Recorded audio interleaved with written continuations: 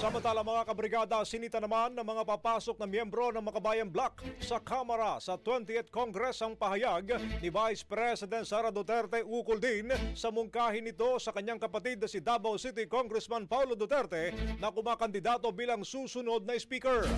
Ayon pa kina Kabataan Party List Representative-elect Rene Co at ACT Teachers Representative-elect Antonio Tino, nais palakasin ni BP Sara ang umihinang impluensya sa politika ng kanilang pamilya. Natatakot ang nila mga Duterte na mawalan ng kapit sa poder kung tuluyang matatanggal sa pwesto ang pangalawang Pangulo at makonvict si dating Pangulong Rodrigo Duterte. Iginit pa ni Co na hindi dapat sila magpanggap na oposisyon. Kailangan na rin anyang magpasa ng Anti-Political Dynasty Bill upang hindi mapaglaruan ng mga pamilya ang mga posisyon sa pamahalaan. Dagdag pa ni Tino Kabrigada, bumabagsak na ang political capital ng mga Duterte at umaasta raw sila na kontrolado pa rin ang lahat na sangay ng gobyerno.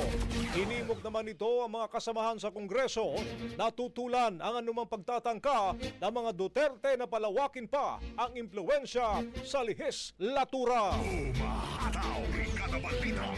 Ang bahaging ito ay hatid sa atin ng Maxan Mangosteen Santon Coffee. Max Healthy, Max Sarap.